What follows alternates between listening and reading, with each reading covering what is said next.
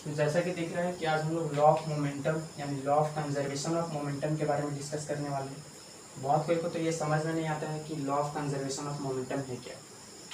तो सबसे पहले हम लोगों को मोमेंटम को समझना पड़ेगा, जो कि हम लोग पहले ही डिस्कस कर चुके हैं। फिर भी एक बार बता देते हैं कि मोमेंटम होता क्या है। मोमेंटम को हम लोग पी से डिनोट करते हैं और इसका फार्मूला होता है मास इनटू वेलोसिटी, है ना। तो momentum is the product of mass and velocity. और इसके बारे में हम लोग फुल डिटेल में डिस्कस किया था कि मोमेंटम एक वेक्टर क्वांटिटी है और इसमें डायरेक्शन की जरूरत होती है, ये सब बात कर चुके थे। और ये फार्मूला के अनुसार बहुत सारी चीज़ों के बारे में बात की थी। लेकिन अभी हम लोग डिस्कस करने वाले हैं law of conservation of momentum. तो ये होता क्या है, सबसे पहले हम लोग ये जानेंगे, फिर हम लोग इसे एक न्यूमेरिक वैल्यू से समझने वाले हैं, फिर इसे प्रूव भी करेंगे। तो सबसे पहले हम लोग बात करेंगे कि momentum, law of conservation of momentum को समझने के लिए हम लोग को एक डायग्राम को समझना पड़ेगा। तो सबसे पहले उस डायग्राम को हम लोग समझ लेते हैं। सपोज दैट कि दो ऑब्जेक्ट है, एक ऑब्जेक्ट ए है और दूसरा ऑब्जेक्ट है बी। ए का मास है m1 और बी का मास है, बी वाला ऑब्जेक्ट का मास है m2। और ए वाला ऑब्जेक्ट का वेलोसिटी है u1 और बी वाला ऑब्जेक्ट का वेलोसिटी है u2। अब यहाँ पर ये कंडीशन आ जाता है ना, u2 का वेलोसिटी सपोज दैट कम है और u1 का वेलोसिटी ज़्यादा है। u2 का वेलोसिटी कम है, u1 का वेलोसिटी ज़्यादा है। ये क्यों लिया अभी हम लोग डिस्कस करने वाले हैं। तो कुछ टाइम बाद क्या होगा, u2 का वेलोसिटी कम होने के कारण ये धीरे धीरे मूव करेगा और u1 का ज़्यादा होने के कारण ये ज़्यादा स्पीड में मूव करेगा। तो एक दूसरे से टकरा जाएंगे, तो कोलिजन होने वाला ये दोनों, है ना। तो कुछ समय बाद क्या हो जाएगा, ए वाला ऑब्जेक्ट और बी वाला ऑब्जेक्ट में कोलिजन हो जाएगा। मास तो वही रहेगा m1 और m1 और m2। अब कोलिजन होने के बाद क्या होगा, यहाँ पर जब कोलिजन होगा तो m2, जब कोलिजन होता है तो फिर दोनों एक दूसरे पर फोर्स लगाते हैं। ये m1 m2 पर फोर्स लगाएगा और ये m2 m1 पर फोर्स लगाएगा। तो m1 m2 पर जो फोर्स लगा रहा है, हम लोग मान लिए हैं कि फोर्स जो होगा वो होगा F BA, force on B due to A। B पर फोर्स लग रहा है A के कारण, और m2 भी A पर फोर्स लगाएगा। तो हम लोग यहाँ पर क्या हो जाएगा, FAB, force on A due to B। T time के बाद क्या होगा, जैसे ही एक दूसरे पर अपोजिट फोर्स लगाएंगे तो फिर क्या हो जाएगा, ये दोनों आपस में अलग अलग हो जाएंगे। यानी ये ऑब्जेक्ट ए है और ये ऑब्जेक्ट बी। अलग अलग होने पर इसका वेलोसिटी जो होगा चेंज हो जाएगा। मान लिया कि इसका वेलोसिटी हो गया v1 और इसका वेलोसिटी हो गया v2। यहाँ तक तो हम लोग समझ गए कि क्या होता है। अब हम लोग, ये वाला मास m1 है और इसका मास है m2। अब हम लोग थोड़ा बात कर लेते हैं कि u2 का वेलोसिटी हम लोग कम क्यों रखे हैं u1 से। तो यहाँ बात कर लेते हैं, सपोज दैट कि ये ऑब्जेक्ट ए है और ये ऑब्जेक्ट बी है और ये दोनों का जो डिस्टेंस है वो है 10 मीटर। पहला वाला ऑब्जेक्ट का अगर हम लोग वेलोसिटी ले लेते हैं 10 मीटर पर सेकेंड, और दूसरा वाला का, और पहला वाला का अगर हम लोग 5 मीटर पर सेकेंड ले लेते हैं, तो इसका मतलब ये होता है कि एक सेकेंड में ये 10 मीटर ट्रैवल करेगा और ये एक सेकेंड में 5 मीटर ट्रैवल करेगा। तो एक सेकेंड में मान लिया कि ये 10 मीटर और ट्रैवल कर लिया, तो टोटल अभी डिस्टेंस हो गया 20 मीटर। लेकिन जैसे ही ये 5 मीटर, जब ये एक सेकंड में 10 मीटर शिफ्ट होगा तो ये भी तो 5 मीटर शिफ्ट हो जाएगा। तो इधर से 5 मीटर क्या हो जाएगा, घट जाएगा। तो टोटल डिस्टेंस कितना हो गया, 10 + 5 15 मीटर। यानी हर एक सेकंड में 5-5 मीटर का क्या होगा, डिस्टेंस बढ़ते जाएगा, जो कि कभी भी कोलिजन का केस नहीं हो सकता है। इसीलिए अगर हम लोग दूसरा केस लेते हैं कि ऑब्जेक्ट ए और ऑब्जेक्ट की बी का जो वेलोसिटी है वो सेम है, इसका भी 5 और इसका भी 5 मीटर पर सेकेंड, तो भी ये दोनों का डिस्टेंस हमेशा क्या रहेगा, एक सेकंड में ये 5 मीटर शिफ्ट करेगा तो ये भी 5 मीटर शिफ्ट कर जाएगा। तो दोनों का जो डिस्टेंस है वो कांस्टेंट रहेगा, कभी भी एक दूसरे के करीब नहीं आएगा और कोलिजन नहीं हो सकता है। तो इसीलिए हम लोग यहाँ पर क्या किए हैं कि u2 का वेलोसिटी हम लोग कम रखे हैं आगे वाला का, और u1 का जो वेलोसिटी है वो ज़्यादा है, इसलिए ताकि एक दूसरे के कोलिजन हो सके। क्योंकि हम लोग जब law of conservation of momentum में कोलिजन होना चाहिए, बिना कोलिजन का ये लॉ काम नहीं करते। तो दूसरा वाला केस देख लेते हैं, ये ए और ये बी, इसका वेलोसिटी है 5 मीटर पर सेकेंड और इसका है 10 मीटर पर सेकेंड। ये दोनों के बीच का डिस्टेंस अभी है फिलहाल, जब रुका हुआ था तब 10 मीटर। फिर 1 सेकेंड में ये कितना मूव कर जाएगा 5 मीटर, और ये 1 सेकेंड में कितना मूव कर जाएगा 10 मीटर। तो अब डिस्टेंस कितना बचेगा 5 मीटर। फिर अगला 1 सेकेंड में फिर ये 5 मीटर शिफ्ट होगा और ये 10 मीटर, तो दोनों आपस में क्या हो जाएंगे, करीब आ जाएंगे और एक दूसरे का कोलिजन हो जाएगा। इसीलिए हम लोग यहाँ पर u2 का वेलोसिटी कम रखे हैं u1 से। कुछ बुक में ये नहीं लिखा हुआ रहता है, इट मीन्स वहाँ पर डायग्राम में क्या दिया हुआ रहता है, ऑपोजिट। u1 का वेलोसिटी इधर है तो u2 का वेलोसिटी इधर है ना। बुक में क्या लिखा हुआ रहता है, दो ऑब्जेक्ट है, एक का वेलोसिटी u1 इधर है और दूसरे का इधर। तो इसमें अगर वेलोसिटी चेंज भी रहा, इसमें ज़्यादा या इसमें कम, या फिर इसमें ज़्यादा या फिर इसमें कम, या दोनों बराबर, फिर भी कोलिजन हो जाएगा, क्योंकि दोनों का डायरेक्शन जो है वो अपोजिट है। हम लोग यहाँ पर जो डायरेक्शन लिए हैं वो सेम लिए हैं, इसीलिए हम लोगों को इसका वेलोसिटी कम रखना पड़ेगा और इसका ज़्यादा, तभी कोलिजन का केस हो सकता है। खैर अभी हम लोग बात करते हैं law of conservation of momentum के बारे में कि ये होता क्या है। तो पहले डिस्कस कर लेते हैं।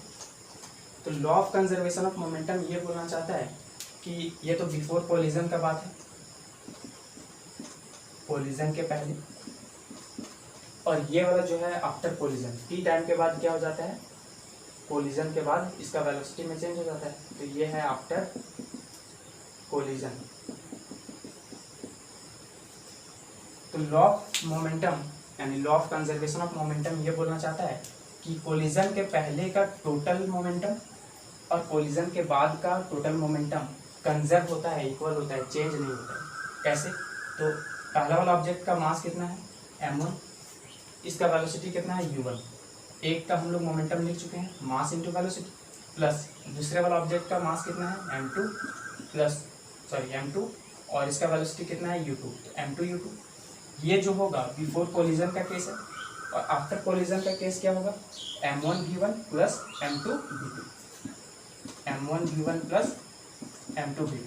यही कहना चाहता है कि टोटल बिफोर कोलिजन, कोलिजन के पहले का टोटल मोमेंटम और कोलिजन के बाद का टोटल मोमेंटम कंजर्व होता है, इक्वल होता है। ये दोनों क्या हो जाएगा, इक्वल।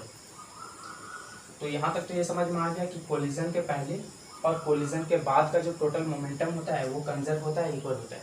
लेकिन इसे हम लोग प्रूव भी करेंगे और साथ ही साथ इसे एक न्यूमेरिक वैल्यू से भी समझेंगे। तो देखते हैं। तो जब ये कोलिजन हो रहा था तो हम लोगों ने ये देखा कि ए वाला ऑब्जेक्ट बी पर फोर्स लगा रहा है और बी वाला ऑब्जेक्ट ए पर फोर्स लगा रहा है, और दोनों का जो डायरेक्शन है वो अपोजिट है। न्यूटन थर्ड लॉ के अनुसार बी वाला ऑब्जेक्ट जितना ए पर फोर्स लगाएगा, ए वाला भी ऑब्जेक्ट बी पर उतना ही फोर्स लगाएगा, क्योंकि न्यूटन का थर्ड लॉ ये बोलता है कि हम लोग किसी भी ऑब्जेक्ट पर जितना फोर्स लगाते हैं उतना ही फोर्स वो अपोजिट डायरेक्शन में देता है। तो हम लोग ये वाला लिख लेते हैं यहाँ पर कि एफ ए बी जो होगा, ये वाला फोर्स और ये वाला फोर्स बराबर होगा एफ बी ए, लेकिन फर्क क्या आएगा, डायरेक्शन क्या हो जाएगा, अपोजिट। अब हम लोग ये जान चुके हैं कि फोर्स का जो फॉर्मूला आता है F is equal to mass into acceleration, और एक्सेलरेशन होता है change in velocity, rate of change in velocity, यानी v minus U by T. तो हम लोग इसी को यूज करने वाले हैं। तो एक बार हम लोग एफ ए बी लिखते हैं, force on A due to B. A पर कितना फोर्स लग रहा है ना, यानी एफ ए बी को लिखते हैं हम लोग। एफ ए बी का वैल्यू कितना हो जाएगा, फोर्स ऑन ए पर फोर्स लग रहा है तो m1 मास इंटू एक्सेलरेशन होता है फोर्स का फॉर्मूला। तो मास तो होगा, ए वाला ऑब्जेक्ट का मास कितना है m1, change in velocity, velocity कितना हो रहा है, कोलिजन के बाद का वेलोसिटी v1 है और पहले का u1, तो चेंज इन वेलोसिटी कितना हो जाएगा, v1 minus u1 upon T time, T यहाँ पर। ये हो गया एफ ए बी। अब हम लोग बात करते हैं एफ बी ए का, यानी force on B due to A. B पर कितना फोर्स लग रहा है, यानी बी वाला ऑब्जेक्ट के बारे में बात करेंगे तो बी वाला ऑब्जेक्ट का मास कितना है m2, और इसका एक्सेलरेशन कितना हो जाएगा v minus U by T. तो इसका वाला फाइनल वेलोसिटी कितना है m2 वाला ऑब्जेक्ट का, v2, और इनिशियल वाला ऑब्जेक्ट का कितना है u2, तो v2 minus u2 by T. ये दोनों का हम लोग फोर्स लिख चुके हैं। अब यहाँ पर जो दिख रहा है F A B equals to minus of F B A, अब हम लोग यहाँ पर इसको इक्वेट कर देंगे, है ना। तो इक्वेट करते हैं, क्या हो जाएगा m1 v1 minus u1 by T is equal to m2 v2 minus u2 by T. यहाँ से t और t कट जाने वाला है। अब हम लोग इसको मल्टीप्लाई कर देते हैं। m1 v1 minus m1 u1 is equal to m2 v2 minus m2 u2। ये हो चुका है। अब हम लोग यहाँ पर क्या करेंगे, v वाला टर्म को एक साथ कर लेते हैं और u वाला टर्म को एक साथ कर लेते हैं। तो m1 v1 ये माइनस, सॉरी यहाँ पर हम लोग ये जो माइनस साइन था वो छूट चुका है ना, क्योंकि f a b और ये दोनों माइनस में होता है। तो हम लोग यहाँ पर जैसे मल्टीप्लाई करेंगे क्या हो जाएगा, माइनस m2 v2 और माइनस माइनस क्या हो जाएगा, प्लस m2 u2।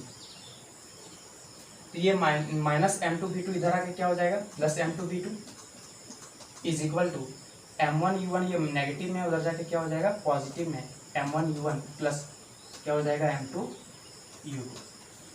अब हम लोग इसको जैसे ही रिवर्स करेंगे तो क्या हो जाएगा, m1 u1 plus m2 u2 is equal to m1 v1 plus m2 v2। यही हमारा है मोमेंटम इनिशियल। ये इनिशियल मोमेंटम यानी कोलिजन के पहले का केस और कोलिजन के बाद का केस, टोटल मोमेंटम क्या होता है, इक्वल होता है। ये हम लोग न्यूटन के थर्ड लॉ को अप्लाई करके हम लोग इसे यूज़ कर लिए और प्रूव भी कर लिए।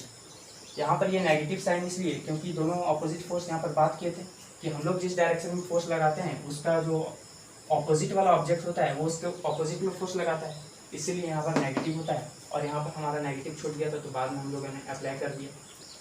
तो ये बात याद रखने वाला है कि यहाँ पर एक में नेगेटिव होगा। कोई ज़रूरी नहीं है कि नेगेटिव इसी में हो, इसमें भी हम लोग ले सकते हैं, फिर भी आंसर वही आएगा। आप लोग चेक कर लीजिएगा। तो यहाँ तक नोट करें, फिर हम लोग इसके आगे के बारे में डिस्कस करते हैं।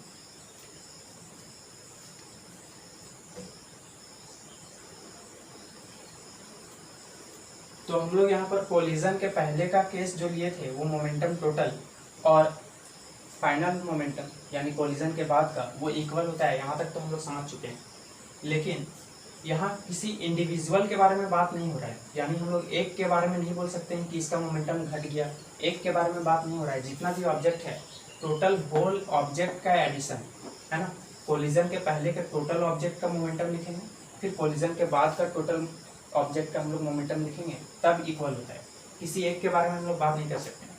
जैसे सपोज दैट कि इसका वेलोसिटी अभी ज़्यादा होगा और इसका कम होगा, हो सकता है कोलिजन के बाद जिसका कम था उसका ज़्यादा हो जाएगा और जिसका ज़्यादा था उसका कम हो जाएगा। लेकिन टोटल होल अमाउंट में अगर देखा जाए तो दोनों एक दूसरे का बैलेंस होता है। इनिशियल कोलिजन के पहले का मोमेंटम टोटल और फाइनल को ऐड करेंगे, फाइनल मोमेंटम यानी कोलिजन के बाद का जो टोटल मोमेंटम होगा वो दोनों कंजर्व होता है, इक्वल होता है। तो इसे एक न्यूमेरिक वैल्यू से हम लोग समझ लेते हैं।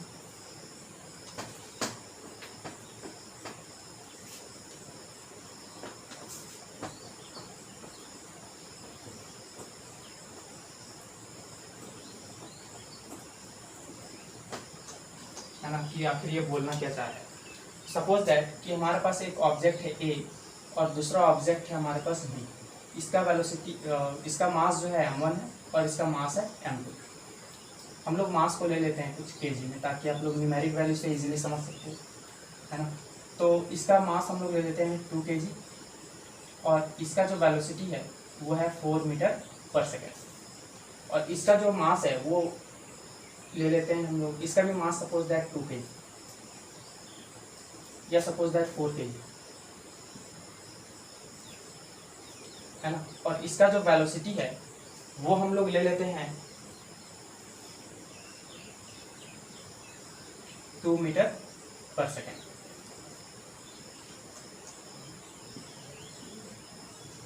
ठीक है। तो ये कोलिजन के पहले का है। कोलिजन के बाद का जैसे ही कोलाइड करेगा और एक दूसरे को अपोजिट में फोर्स लगाएगा, तो 2 kg वाला जो ऑब्जेक्ट है उसका वेलोसिटी हम लोग मान लें कि फाइनल हो गया 2 मीटर पर सेकेंड, है ना। सपोज दैट इसका भी हम लोग नहीं लिखे हैं।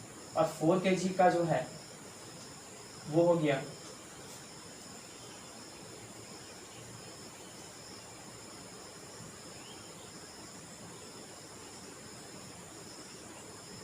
इसका हम लोग ले लेते हैं 8 मीटर पर सेकेंड। नहीं, इसका ज़्यादा तो नहीं ले सकते हैं, तो इसे हम लोग एक अच्छे से एक एग्जांपल से समझ लेते हैं क्या होता है। थोड़ा डायग्राम को बड़ा बनाते हैं।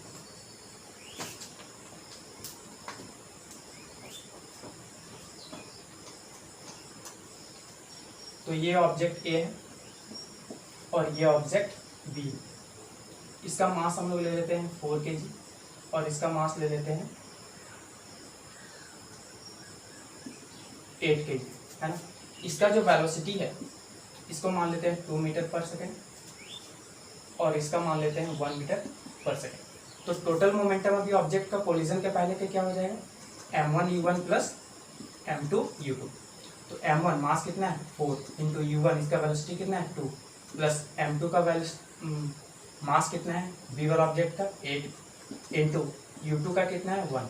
तो टोटल 4 2 जाए 8 प्लस 8 1 जाए 8। टोटल जो आ रहा है टोटल मोमेंटम वो आ रहा है 16। अब जो फाइनल कोलिजन के बाद होगा वो भी टोटल अगर ऐड करेंगे तो कितने के बराबर आना चाहिए, 16 के बराबर आना चाहिए। तो ये वाला ऑब्जेक्ट है ए वाला और ये वाला ऑब्जेक्ट है बी।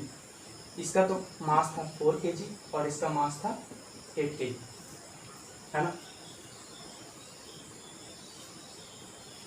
इसका जो वेलोसिटी है वो हो गया 3 मीटर पर सेकेंड और इसका वेलोसिटी हम लोग कैसे टोटल होल अमाउंट में कितना आना चाहिए 16 आना चाहिए। तो इसका अगर हम लोग मोमेंटम लिखेंगे तो m1v1 प्लस m2v2 ये दोनों को सॉल्व करके कितना आना चाहिए 16 के बराबर आना चाहिए। तो m1 इसका मास कितना है 4 इंटू v1 कितना है 3 प्लस m2 कितना है 8 यानी 4 से 12 प्लस 8 इंटू 12 में कितना ऐड करेंगे कि 16 के बराबर हो। तो इसका जो वेलोसिटी है वो हाफ मीटर पर सेकेंड होगी, है ना, यानी 0.5 मीटर पर सेकेंड। तो इसका वेलोसिटी हाफ होगी। तो सॉल्व करके कितना हो जाएगा ये 4 यानी 12 प्लस 4 यानी जो आंसर आया वो कितना आया 16। अब यहाँ से आप लोग एक न्यूमेरिक वैल्यू से ये समझ सकते हैं कि कोई ज़रूरी नहीं है दोनों हमेशा के लिए क्या हो जाते हैं बैलेंस हो जाते हैं। इसका वेलोसिटी अभी 2 मीटर पर सेकेंड था कोलिजन के पहले, लेकिन कोलिजन के बाद इसका बढ़ गया, है ना। और जिसका 1 मीटर पर सेकेंड था उसका ऑटोमेटिक क्या हो गया घट गया। यानी वेलोसिटी को ही अपना एक ऐसा सेट कर लेता है जो कि इनिशियल कोलिजन के पहले का मोमेंटम और फाइनल का मोमेंटम हमेशा बराबर हो जाता है। एक बढ़ जाएगा तो ऑटोमेटिक दूसरा घट जाएगा एक दूसरे को बैलेंस करने के लिए। तो यहाँ तक तो समझ में आ गया। इससे बहुत सारा एग्जाम्पल आप लोगों ने देखा होगा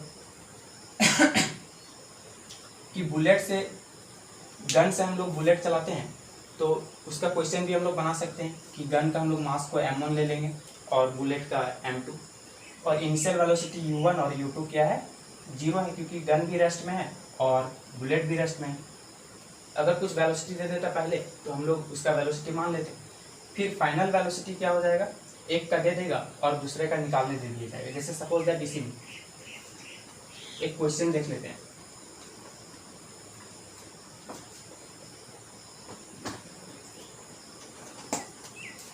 क्वेश्चन ये है कि ऑब्जेक्ट ए और ये रहा ऑब्जेक्ट बी।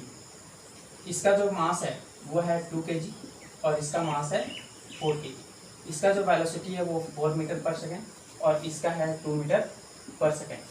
अब जो आफ्टर कोलिजन जो होगा कोलिजन के बाद का केस, ये ए वाला ऑब्जेक्ट है और ये वाला बी वाला ऑब्जेक्ट है। कोलिजन के बाद कोलाइड होने के बाद एक दूसरे को फोर्स लगाते हैं और अपोजिट में चले जाते हैं या फिर सेम भी जा सकते हैं। तो उसका वेलोसिटी कुछ लिया जाएगा। एक का तो मास था 2 kg और दूसरे का 4 kg। मास कभी भी चेंज नहीं होता है, मास चेंज होता है तभी जब उतना वेलोसिटी मिल जाए लाइट के स्पीड के बराबर, लेकिन उतना देना भी पॉसिबल नहीं है। हम लोग यहाँ पर लाइट के स्पीड के बारे में बात नहीं कर रहे, तो यहाँ पर मास चेंज नहीं होने वाला। तो 2 kg का मास दे देगा तो इसका वेलोसिटी दे देगा 3 मीटर पर सेकेंड और इसका हमको पता नहीं बोल देगा कि निकालो फाइंड करो। तो इनिशियल मोमेंटम टोटल को ऐड करके और फाइनल को बराबर होता है ये तो हम लोग जानते हैं, बस यही काम करना है हर बार। तो इनिशियल मोमेंटम लिखते हैं m1u1 प्लस m2u2। m1 का मास कितना है 2 इंटू u1 वेलोसिटी कितना है 4 प्लस m2 4 इंटू u2 2। 4 2 जाए 8 प्लस 4 2 जाए 8 यानी कितना आया 16। तो टोटल जो इनिशियल का जो मोमेंटम था कोलिजन के पहले का वो कोलिजन के बाद का भी मोमेंटम इक्वल आना चाहिए, ये तो हम लोगों को पता है। ये law of conservation of momentum बोलता है ये। तो हर बार ऐसे क्वेश्चन में हम लोग law of conservation of momentum का ही यूज करेंगे।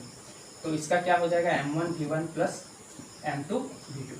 m1v1 मास कितना है 2, v1 कितना है 3 प्लस m2 4 इंटू v2 पता नहीं 2 3 जा 6 प्लस 4v2। अब ये जो टोटल मोमेंटम निकला है कोलिजन के बाद का और ये कोलिजन के पहले का, वो दोनों को इक्वेट कर देंगे, यानी before collision is equal to after collision. Before collision कितना था 16 is equal to after collision कितना है 6 + 4v2। अब यहाँ +6 से उधर जाके क्या हो जाएगा माइनस, यानी 4v2 का वैल्यू कितना हो जाएगा 16 - 6 10। v2 का वैल्यू कितना हो जाएगा 10/4। इसको जब डिवाइड करेंगे तो डिवाइड करके देख लीजिए, 4 2 जाए 8, बच गया 2, पॉइंट डालेंगे 0, 4 5 जा 20, यानी इसका जो वेलोसिटी होगा कितना हो जाएगा 2.5 मीटर पर सेकेंड।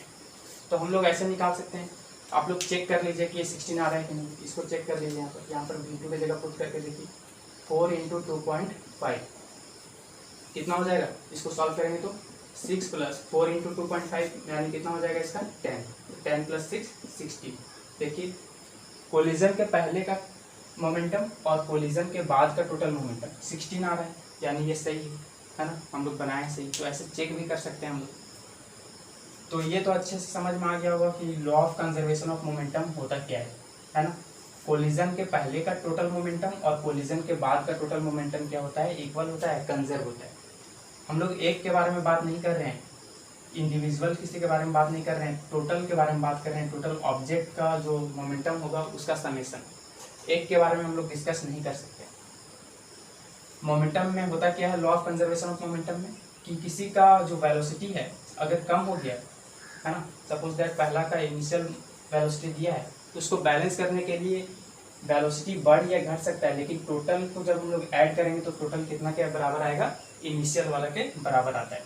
जैसे यहाँ 16 और यहाँ पर भी 16 आया। अब थोड़ा हम लोग कोलिजन के बारे में बात कर लेते हैं हल्का सा।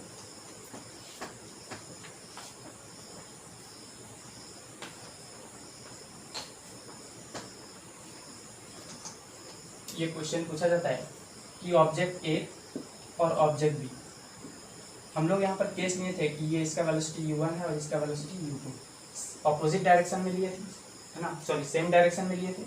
इसलिए यहाँ पर हम लोग केस लिए थे कि u1 का वेलोसिटी कम होना चाहिए u2 से, तभी कोलिजन का केस हो सकता है, वरना नहीं हो सकता है। तो कुछ कुछ बुक में ये दिया हुआ रहता है, ये कंडीशन ही नहीं दिया रहता है, तो क्या गलत है? नहीं। वहाँ पर क्या होता है कि दोनों का जो वेलोसिटी है वो एक दूसरे के ऑपोजिट होता है। अगर एक रेस्ट में भी रहे, एक मूव करे तो भी कोलिजन हो जाता है।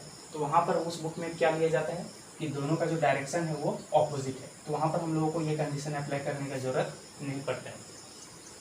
लेकिन बात ये आता है कि सबसे ज़्यादा कोलिजन किस में होगा, एक इधर जा रहा है और दूसरा वाला ऑब्जेक्ट इधर आ रहा है, इसका वेलोसिटी कम है, इसका ज़्यादा है, तो कोलाइड तो करेगा। तो इसमें ज़्यादा इफेक्ट पड़ेगा या फिर एक ऑब्जेक्ट ये, एक ऑब्जेक्ट ये, एक इधर से आ रहा है, एक इधर से आ रहा है, तो किसमें ज़्यादा कोलिजन का इफेक्ट पड़ने वाला है? तो जवाब है कि ये वाला कोलिजन में ज़्यादा इफेक्टिव होता है। क्यों? क्योंकि ये दोनों हेड ऑन कोलिजन होते हैं, बहुत ही ज़्यादा डैमेज हो जाता है इस कोलिजन में। जैसे सपोज दैट उधर से कोई कार आ रहा है और इधर से कोई ट्रक आ रहा है, तो दोनों अगर हेड ऑन कोलिजन होगा ना तो वो बहुत ही ज़्यादा डेंजर हो सकता है, वो डैमेज हो जाता है। लेकिन अगर कार बाई चांस इधर जा रहा है और ट्रक इधर, तो इसको जब हल्का सा कोलाइड करेगा तो ये इसका ये तो वेलोसिटी में रहता है, तो ये कुछ हद तक आगे बढ़ जाएगा, जिसमें इफेक्ट क्या हो जाता है, बहुत ही कम हो जाता है। तो ये रहा कोलिजन के बाद कि अगर दोनों सेम डायरेक्शन में है, अगर कोलिजन होगा तो वो ज़्यादा इफेक्टिव नहीं होता है। लेकिन अगर ऑपोजिट डायरेक्शन में जा रहे हैं तो उसमें डैमेज ज़्यादा हो जाता है, बहुत ही हाई इफेक्ट होता है उसमें। तो law of conservation of momentum यहाँ पर हम लोग खत्म करते हैं, है ना, फिनिश हो गया। तो गाइस कैसा लगा ये वीडियो कमेंट करके बताइएगा। Thank you.